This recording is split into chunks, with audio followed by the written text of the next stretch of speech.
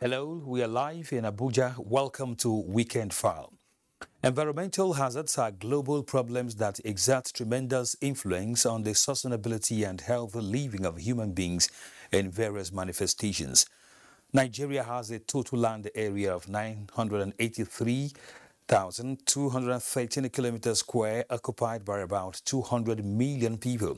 The interaction of these millions of people with their environment has left indelible mark on the landscape. Urbanization, deforestation, desertification, overpopulation, land degradation, and all kinds of pollution are some of the resultant effects of man's interaction with his environment.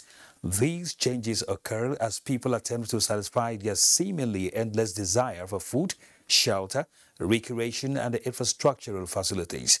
Though these wants and desires contribute to the development of the country, the unwise and exploitative use of the land and its resources impact negatively on the environment. Environmental threat is obviously a global challenge, with each nation experiencing peculiar circumstances. In Nigeria, for instance, southeast region faces erosion menace, north faces desertification, while flooding is known to occur across the nation. The federal government has been making concerted efforts to mitigate environmental challenges in Nigeria through the creation of a Great Green Wall Initiative, Ecological Project Office, Federal Environmental Protection Agency, and other sister agencies at state and local government levels. With all these hands on deck, tackling the threat of environmental challenges is a task that must be achieved. That's our focus tonight on Weekend File. As usual, we have updates from zones and discussion with our guest, Dr. Abdullahi Rigasa, a former General Manager of Environmental Protection Authority, Kaduna State. I am Kenan Ima Aborike. The news now.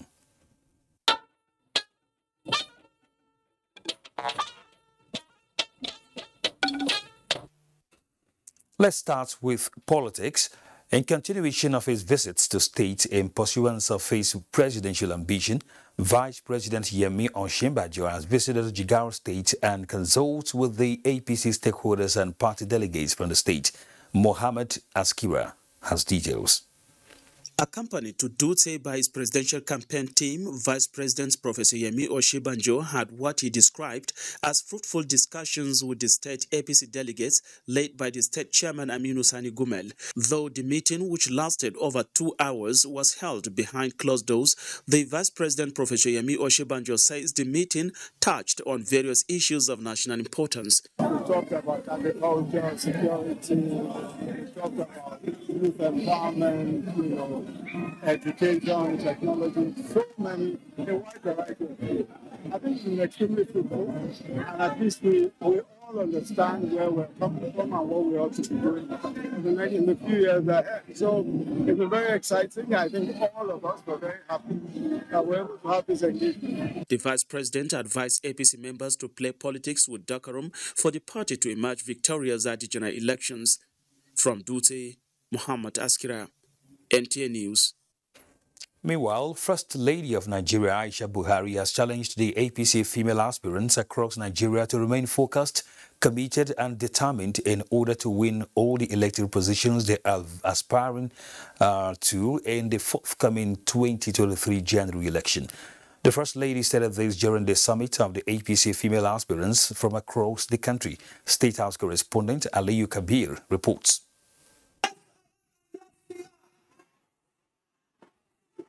These are the women of the All Progressives Congress. There are over 700 aspiring for different elective positions under the APC, cutting across the 36 states of the Federation and the Federal Capital Territory. They have converged on Abuja under the invitation of the First Lady of Nigeria, Aisha Buhari, and the women wing of the APC. The aim is to strategize towards building a strong and united front to ensure the emergence of female candidates in the forthcoming general election.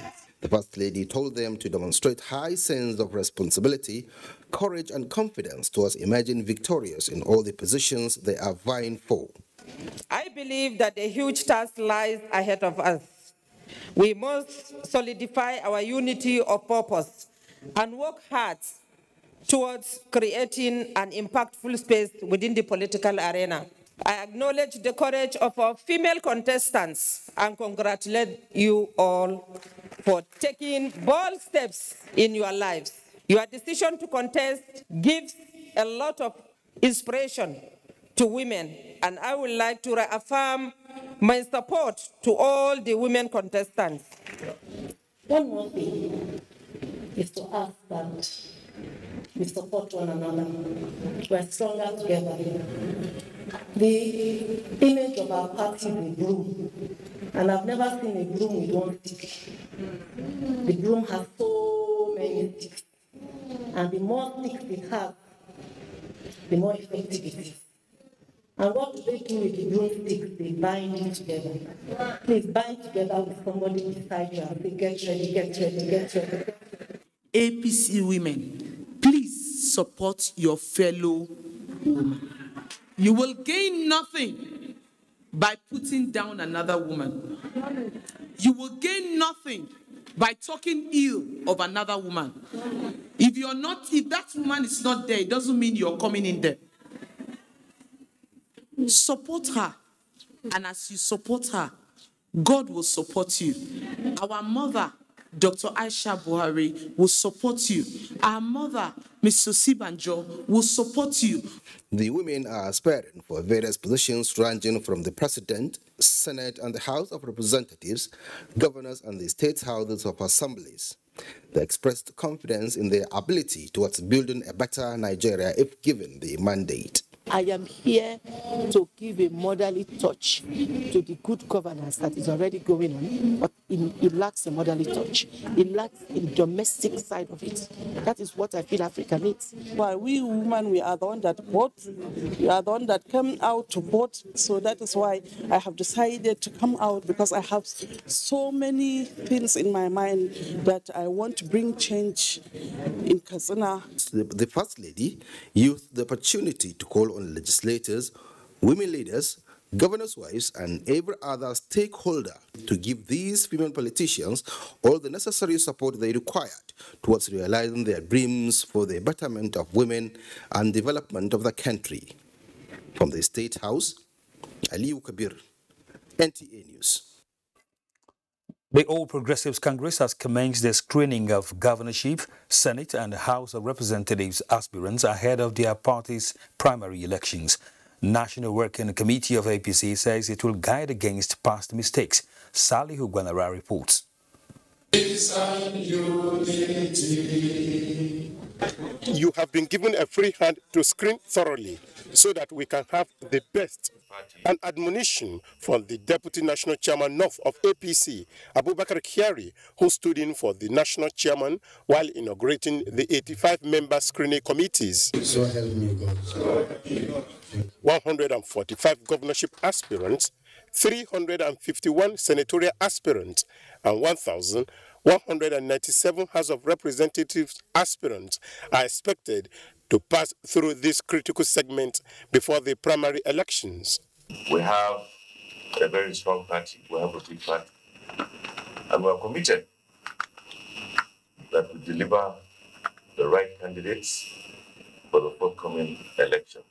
We have a scrutiny department now that makes sure that we are not going to falter on any of the steps. The cornerstone of this exercise is to make sure that people that are aspiring have done so in consonance with the provision of the Constitution, the Electoral Act, and other extant rules and regulations. However, screening of the party's 28 presidential aspirants is scheduled to hold on the 23rd May 2022 in Abuja. Saliu Gwanara, NTA News. In the meantime, former President of the Senate, Abubakar Bukola Saraki, says a new Nigeria in line with the dreams of her founder fathers is possible. He gave the assurance while interacting with top media practitioners in Abuja, where he also briefed them of his aspiration to become Nigeria's next president. Timothy Yusuf reports. Gathered here are a cross-section of top media practitioners and more than 150 PDP delegates across the country. The gathering at the instance of the former president of the Senate, Dr. Abubakar Bukola Saraki, is essentially to unveil reason for his presidential aspiration. I can do it. My portfolio of experience at the executive level and at the highest legislative institution of our country makes me a unique asset in democratic leadership. Industrialist Mazi Samu Abunwa similarly met with some members of the PDP Board of Trustees. That I have the right vision, the right competences, I have the right character, I have the right courage. At the National Secretariat of the People's Redemption Party, son of the late MKO Abiola Kola and host of others who are at the party's national headquarters, were briefed the National Working Committee of their aspirations. If I get the chance and when I become the president and commander-in-chief, I'm ready again to die for Nigeria. What I want to do is to revive this party by coming to this party. And by doing that, I'm bringing in fresh youth, fresh membership, fresh participation. Party in Talakawa, all they want to do is to serve the Talakawas. Similar declaration of presidential aspiration also held at the National Secretariat of the National Rescue Movement. We will again rebuild Nigeria. We will reclaim our future. Timothy Yusuf, NTA News. And for Nigerian democracy to be consolidated, money politics must be addressed in all the electoral processes. These were the views of stakeholders at the 20th Annual Symposium to mark the 39th Memorial Lecture of late Malam Aminu Kano held in Kano. Muhammad Ali reports. It is exactly 22 years now when the Aminu Kano Memorial Lecture started. Symposium on Democracy and Good Governance in Nigeria, the leadership question and the quest for unity in Nigeria, Your Vote is Your Voice, among many, have been conducted to expose the virtues of Malam Aminu Kano for Nigerians and politicians to emulate. Yesterday, I bought the newspaper. The headline was like a prelude to this lecture. What was it? The headline yesterday was that the Naira has crashed because politicians are mopping up dollars. The incorporation was having primaries. The game of politics is something that binds all of us together so that when it matters most, the difference will be there. They saw politics as a code, meaning a means to serve, not to serve. Nigeria has lost a modernizing reformer whose qualities have been acclaimed within and beyond Africa. They believe that political corruption could be addressed through politics of ideology, sensitization of electorates, and punishment of offenders by the law of the country. Muhammad Ali, NTA News. Away from politics, participants of Senior Executive Course 44 Study Group 7 of the National Institute for Policy and Strategic Studies have been urged to make comprehensive recommendations towards addressing root causes of the Boko Haram insurgency. Borno State Governor Professor Babagana Umar Zulum gave the charge at a one-day workshop on strengthening local governance in Nigeria, organized by the Borno State government as part of their study tour. Yagum Subukar reports.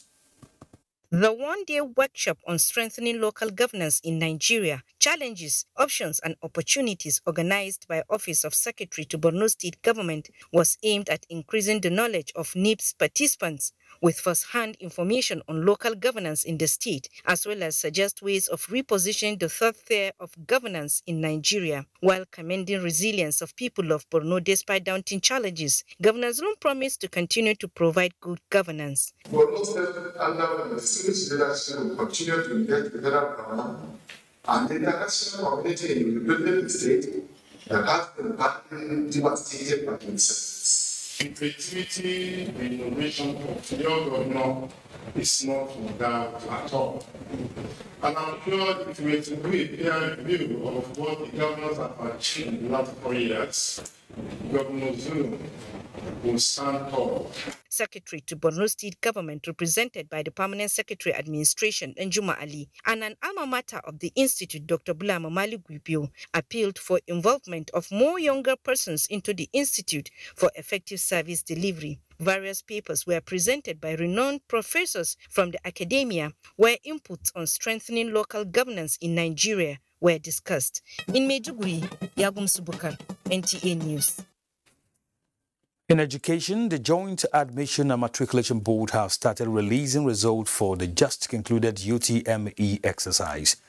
Candidates are advised to send UTME results one word to 55019 to check their result using the same phone number used for registration, and the results would be returned as a text message. The board said this is the only process of checking results for now, as it is yet to be uploaded to RACE website for obvious reasons. Candidates are forewarned that they would, as usual, receive messages from desperate fraudsters on how to check their results different for the aforementioned one. Hence, the board urges all candidates to ignore such messages. The Sokoto state government has declared a 24-hour curfew with immediate effect. Dalhatu Abdullahi reports that this is to forestall a further breakdown of law and order. The declaration of the 24 hours curfew was equal to demonstrations staged by groups of youth at different locations within the metropolis in relation to the sad occurrence at the College of Education Sokoto last Thursday. The curfew became necessary as the demonstrations later turned violent, leading to breakdown of law and order within Sokoto metropolis.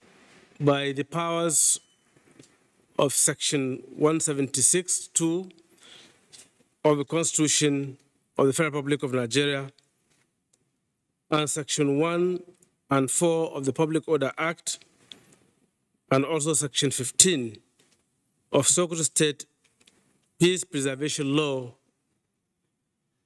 I hereby declare curfew within the metropolis of Sokoto Township for the next 24 hours. I appeal to the good people of Sokoto State to kindly continue to observe law and order and calm down the restiveness that is currently pervading in the metropolis, and that everyone should please, in the interest of peace, go back home and observe these measures. The curfew takes immediate effect. And Sokoto, Dalhatu Abdullahi, NTA News.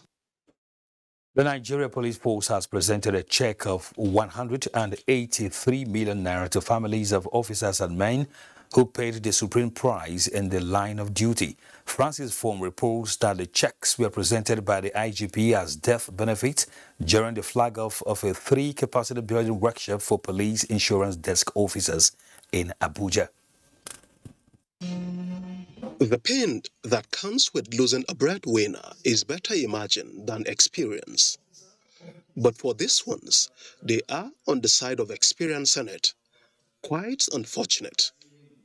These are families of deceased officers and men who died in the battlefield. Dying in the battlefield is one thing. Getting the death benefits by family members is also another moment of grave struggle. For IGP Usman Alkali Baba, that is now history. So weep no more. 40 checks presented to different categories of bereaved families. And Nigerian police insurance is strong and mightier than before, that they give as fast as possible.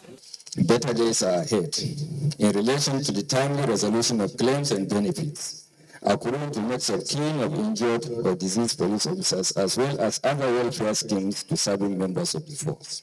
Lack of requisite skills by the insurance desk officer is a major hindrance in the payment of such benefits, but that is also being addressed.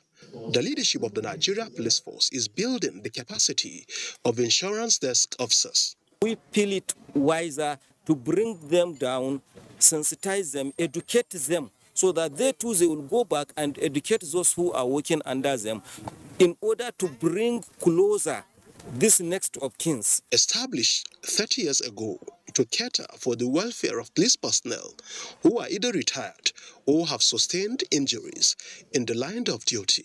This is the first time the Nigeria Police Force is enhancing the capacity of its insurance desk officers.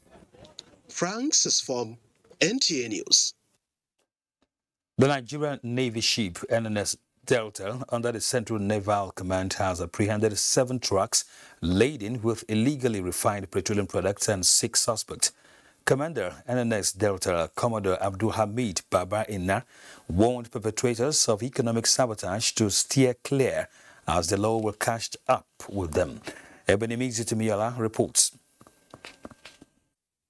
The joint efforts by the special military operations in keeping the nation's waterways free from criminal elements and protection of lives and the vast oil and gas resources is recording more success. The recent is the arrest of 7 trucks laden with 160,000 liters of illegally refined petroleum products and stolen crude in sack bags and compartments.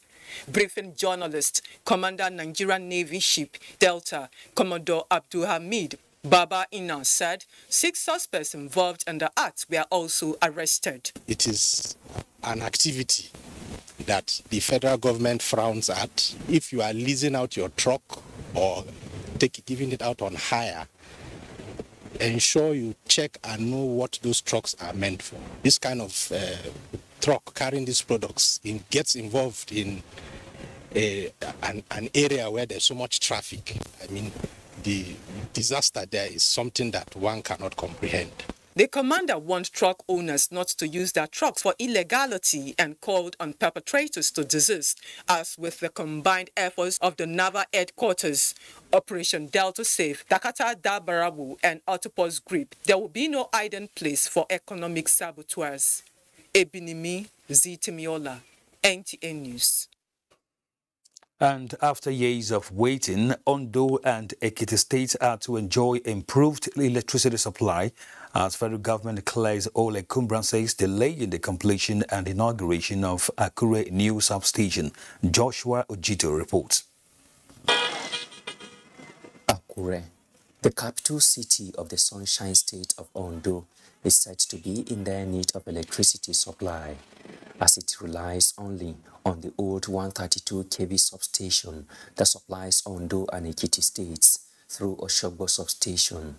Federal government intervenes and now a new 330 kV substation constructed. 2 years after completion, the Akure 330 kV substation is yet to be energized. Transmission lines from Oshogbo and Ihovo in Edo State to link the substation yet to be completed due to issues of right-of-way with communities along the power line. State government stepped in and contractors now back to site with 5 months deadline to deliver the project.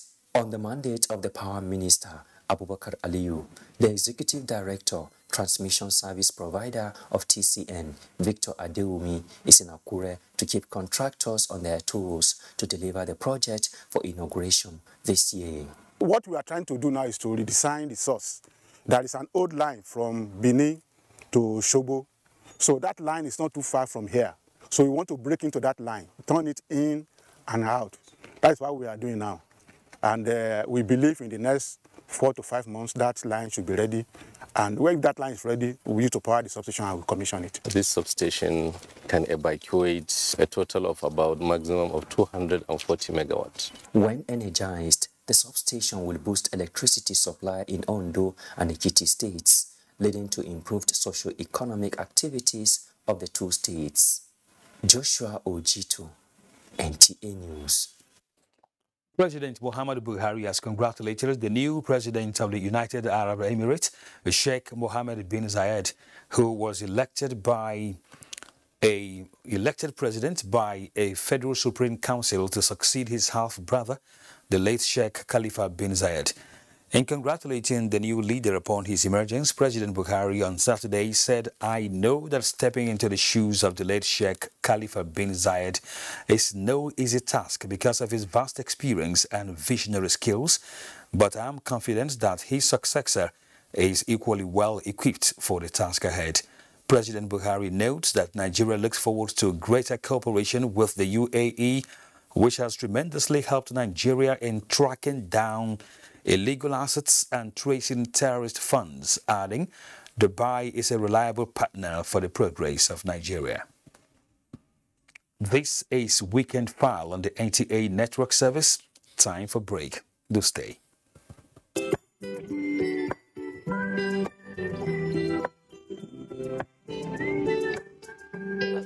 Strength I need every time that I look into your eyes. I know they worry, cause I know that you did by my side. No matter what I do, you love me unconditionally. You show up, you love me every day, no matter what you see. I show you, you show me love. You show me, no matter what you see. I show you, you show me love. You show me, no matter what you see. I show you, you show me love. Everyone talks about how great the S22 camera is, especially at night.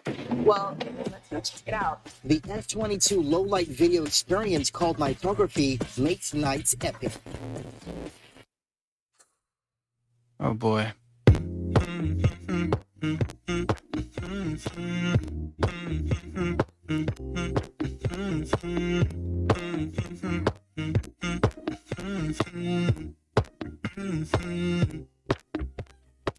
You know, I know you're making up the truth.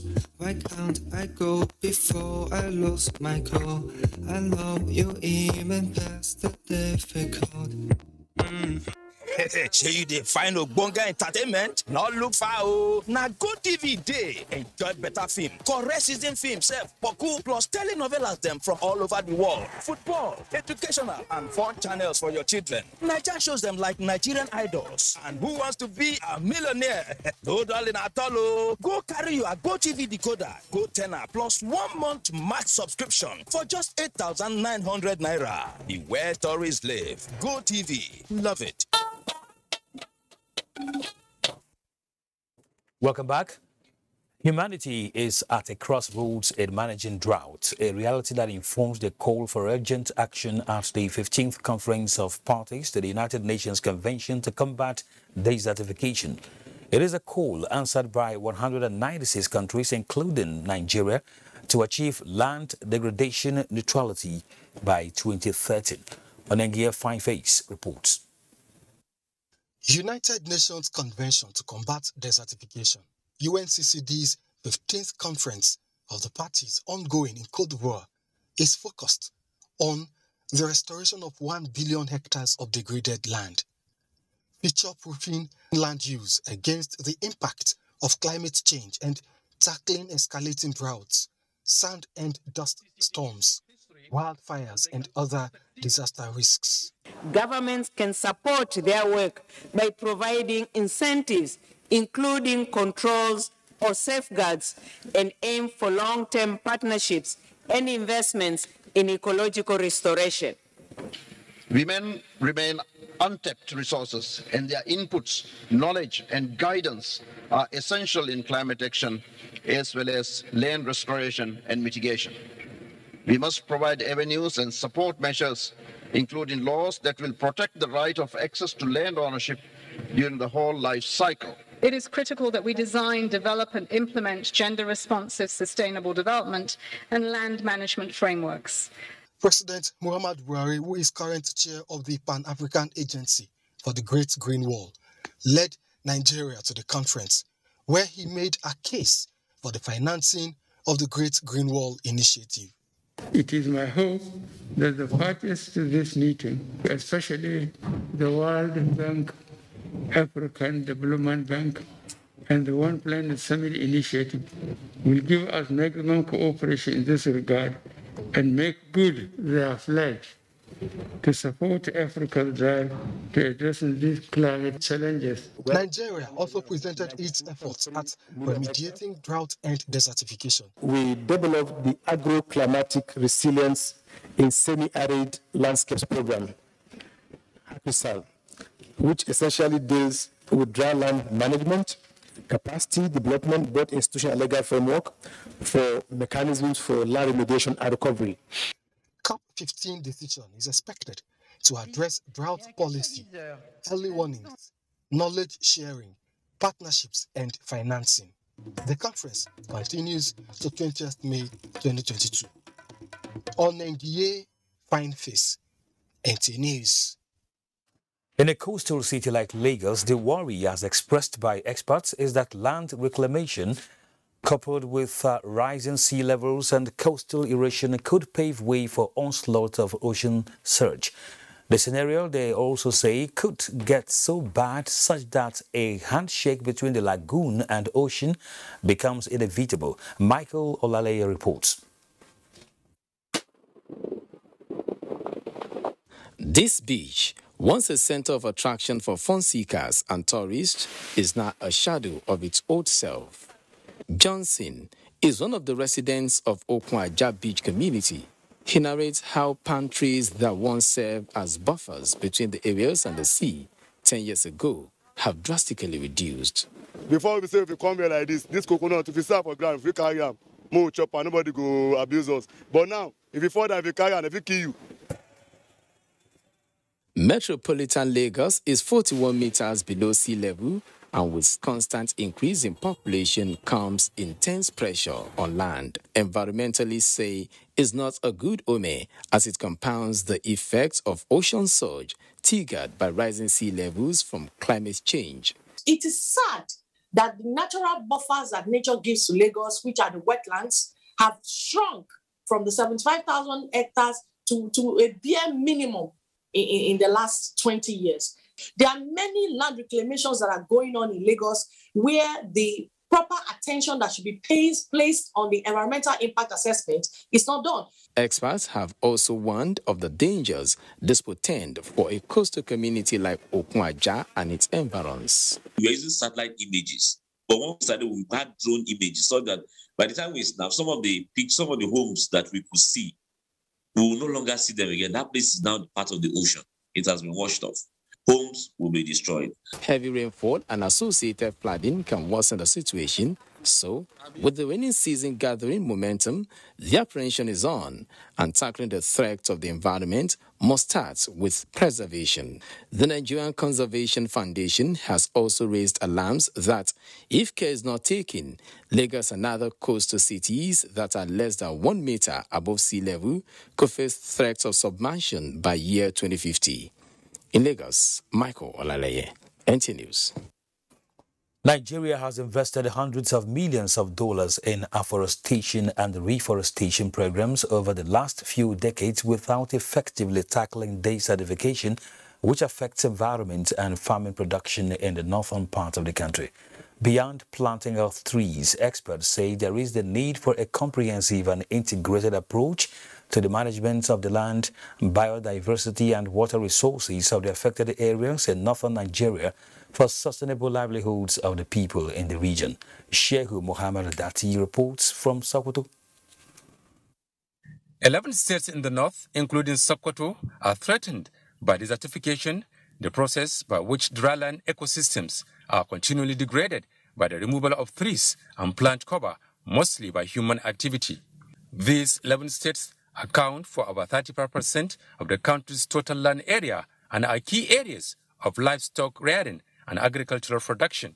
The rate at which desert encroaches is reportedly to be 600 meters per annum, with attendant destruction of farmlands, particularly in the frontland areas, and thus threatens the livelihoods of some 50 million people. Farmers in Sokoto State are yearly recording low yields due to the effect of desertification, which forces them to move for greener pastures. Governments are taking a range of piecemeal steps to combat desertification, but for the fight against this devastating process to be waged effectively, experts say government has to develop a more integrated and comprehensive approach to the management of land and water. Formerly or previously, there are intensive, aggressive campaign of mass tree planting. But this seems to be dowsing down, and this should be revived. The soaring demand for firewood overrides any concerns about advancing desertification in the north. Firewood and charcoal account for about 80% of energy sources in Sokoto, with rural communities cutting down thousands of trees yearly, thereby promoting desertification. Government of Sokoto State produce 2 million seedlings annually for distribution to communities in addition to annual tree planting campaigns. For several years now, all local governments in the state are directed to establish a 2-kilometer shelter belt in their domains to serve as windbreakers to protect the environment. And for you to stop them from crushing the trees, you have to give them alternatives. So the NTA were able to procure some improved burning stoves, and they were distributed to various people. The bulk of the government's counter-desertification work is implemented through the National Agency for the Great Green Wall, an ambitious plan launched in 2007 to plant a 15-kilometer wide swath of trees along 8,000 kilometers of the southern edge of the Sahara. More than 20 countries in the Sahel are involved, and some $8 billion has been mobilized for the initiative. Since Nigeria started implementing the initiative in 2013, the agency in Sokoto claims a long list of successes, including the planting of millions of assorted forest and fruit trees seedlings, as well as hundreds of hectares of shelter belts and community woods and orchards. In Sokoto, Show Muhammad Dati, NTA News. Time to introduce our guests on the program tonight. Dr. Abdullahi Rigasa, a former General Manager of Kaduna State Environmental Protection Authority. Dr. Rigasa, you're welcome to Weekend File. Oh, thank you for having me. It's very amazing to see and feel the concerted efforts being made across the globe by stakeholders to save the climate, or rather the environment, you know, against most of the things we've been talking on the program tonight.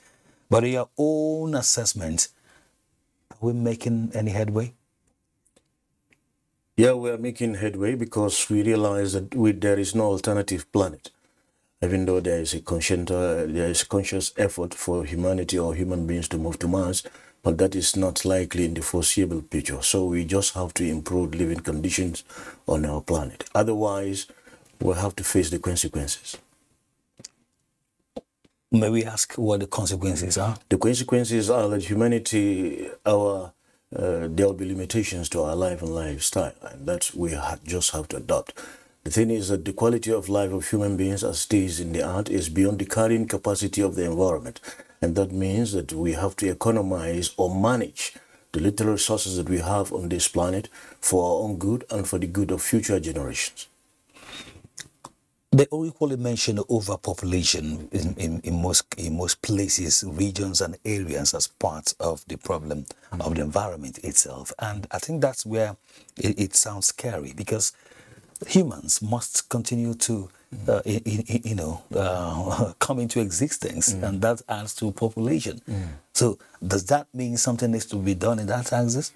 Yes, somebody realized that there is need for sustainability. Sustainability simply means that we have to live within our means, within the carrying capacity of our little planet. And that is to say that because some people use more resources than others, now you need to bridge that inequality. You need to use resources, in a more efficient manner. And that way, we can be able to sustain current level of quality of lives for the existing humanity, and also make provisions for the survival of future generations, such that they will still enjoy the same quality of life that we are enjoying today, or if not more.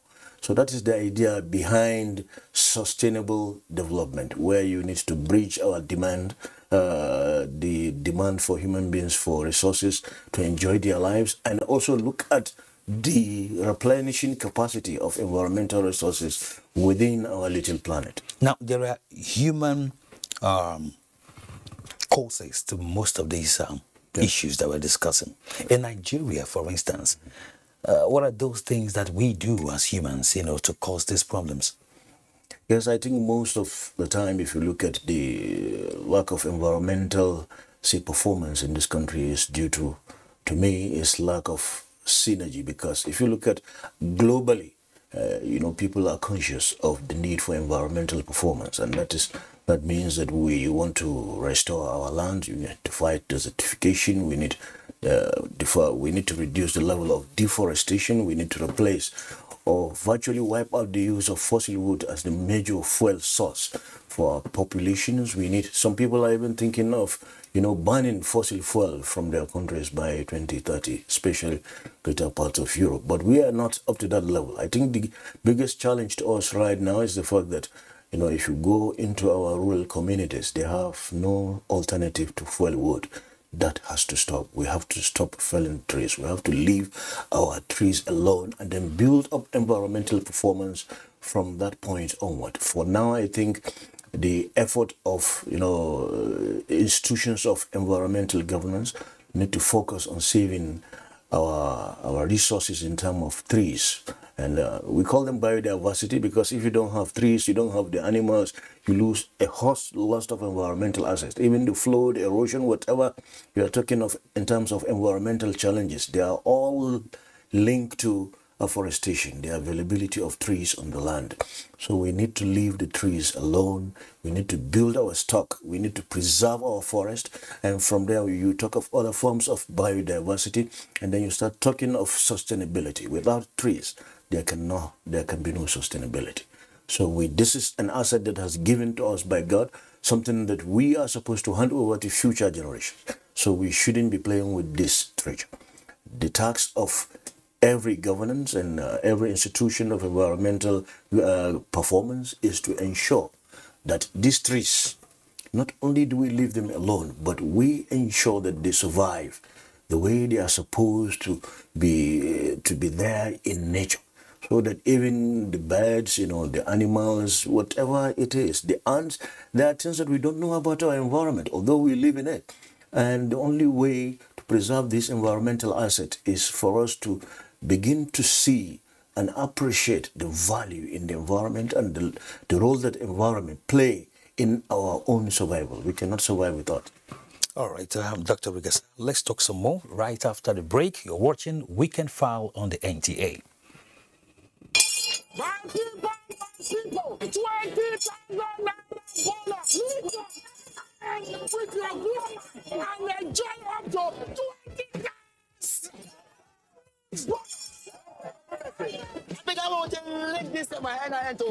That was simple now. Call 109 now. Or just dial star 109 hash. Or you can just text your NIN to 109. People like us will not get NIN at all. Let me grow one and register. I beg you, how you say you can get 20,000 naira? Whether you be old or new grow customer, connect your whoop now when we say in the heart.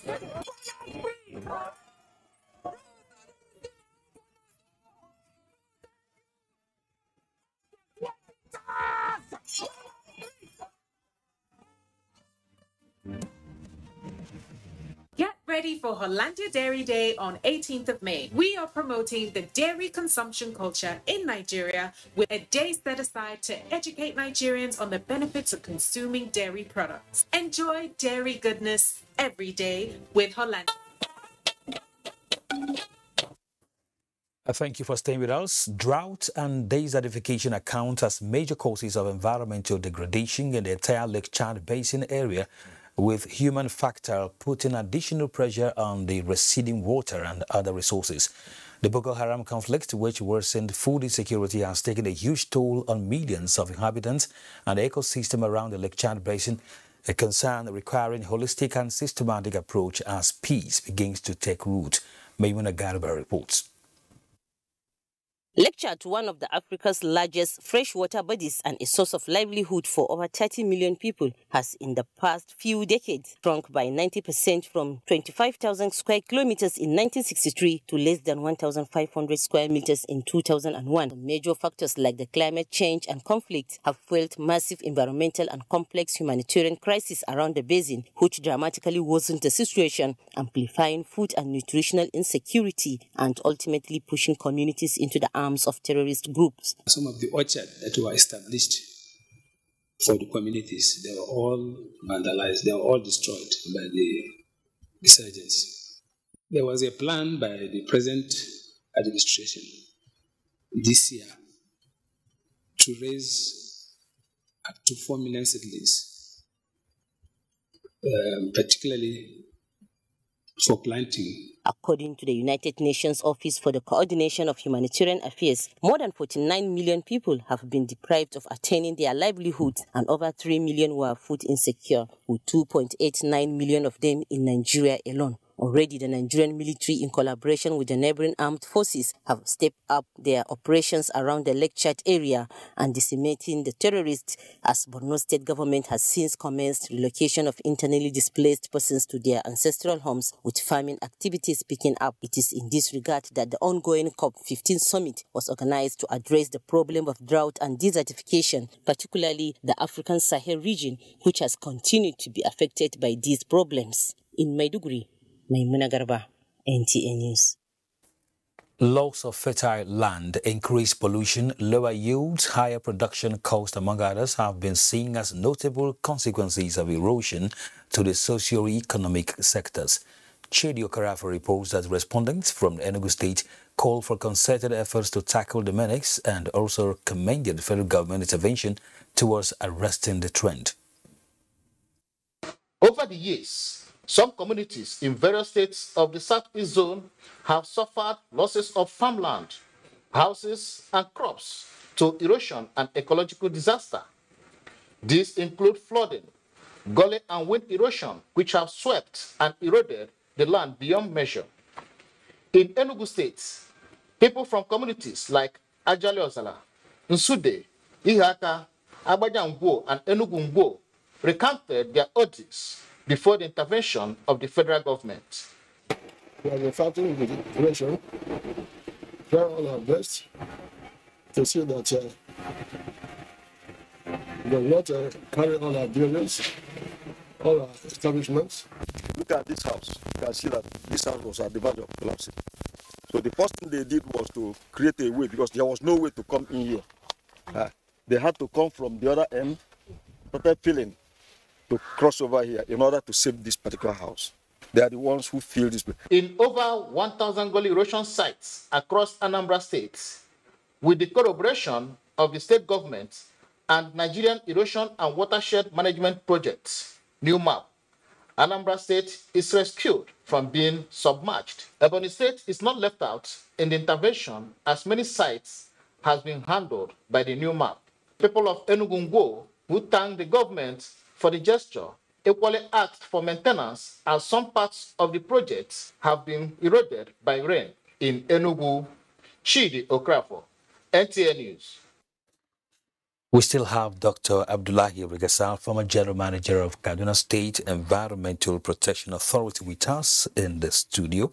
Let's quickly talk about the possible environmental laws that could save us. Do we have them at the moment? Yes, I believe that if you look at the legal framework for environmental performance, we have more than enough in Nigeria. But the question is, are they enforceable? Or if they are enforceable, are we getting the right outcomes? Those are where the questions are. But if you look at the environmental laws, right from the formation of FEPA to where we are today, we have a ministry, Federal Ministry of Environment, with over 10 parastatals, each, dealing with specific issues of environmental performance and governance. And when you go to every state, you find out that the state has a Ministry of Environment. And in states like Kaduna, we have Kaduna State Environmental Protection Agency. And in states like Lagos and Kano, they have agencies that are even dedicated to waste and sanitation. And that means that we have the right laws, we have the right institutions. But whether they are giving us the right environmental performance, that's another big question. Can't that be checked for the safety of the climate? Yes, those can be actually corrected, but you need to have a holistic view. If you look at Nigeria, you know, the effort of federal government, they are very wonderful in terms of, you know, investment in ecological restoration and environmental performance. The federal government is doing wonderfully. But if you look at states, most states, environment is not looked at as a significant issue. They just look at it maybe as a necessary burden and governance. And when you look at the budget of Ministry of Environment, it's rarely significant. And the environment is what hosts all other ministries and all other institutions. And when you go to local government level, right now most of local government have been castrated. They have little or no role in the politics at all. And when it comes to funding, the funding is near zero. And when you want to improve environmental performance in communities and in households, these are things that only a local government can do. The Constitution has domesticated this function in local government. But local government, because the way we treat them, they have lost the capacity to actually perform and deliver. Okay. You know, in communities and when it comes to citizens. In those days when we were growing up, you have sanitary officers checking your toilets. Yeah. You know, they will check the state of vegetation. Now you don't find them anymore. State cannot enforce environmental performance. Thank you very much. Let's pause it there. Dr. Abdullahi Regasa, you've been quite informative on this topic tonight. Thank you once more for coming on Weekend Power. We'll be talking with the former General Manager of Kaduna State Environmental Protection Authority, Dr. Abdullahi Regasa. Let's now quickly go on our last break on Weekend File. Do stay with us. Our pastors, our imams, in every church, in every mosque, please realize that in the course of praying for peaceful and transparent elections, we all have duties beyond prayers. If we want a stable society before, during, and after the elections, what should you be saying to those that worship with you? All Sundays and all Fridays, you are saddled with the responsibility of bringing up good generations. It is therefore your duty to both man and God to ensure peace all the time, no matter about elections alone. People talk to people and people listen. Talk to your followers. Make them listen to ensure peaceful 2023 elections. This message from the National Orientation Agency.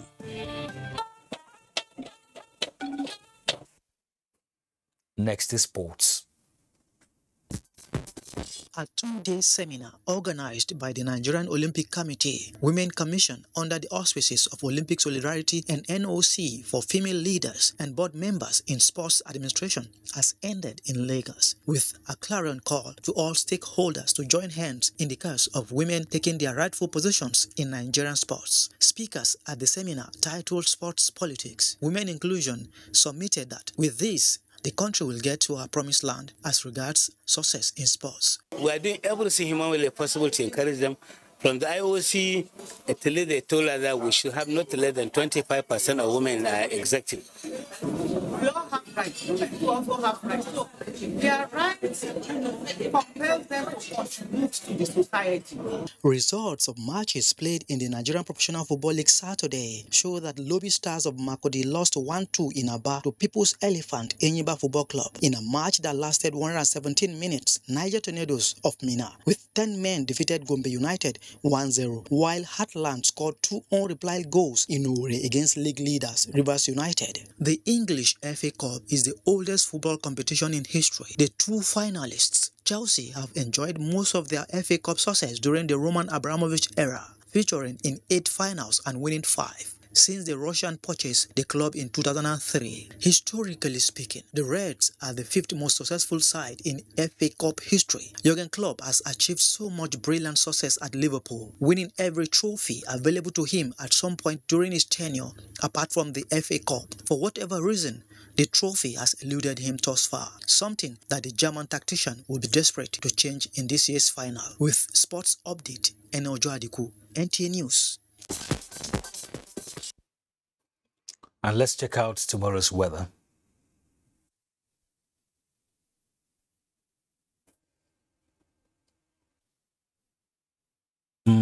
We'd like to thank you indeed for watching Weekend File tonight on the NTA network service, and don't forget to support NTA in her fight against rape and rapists in the society.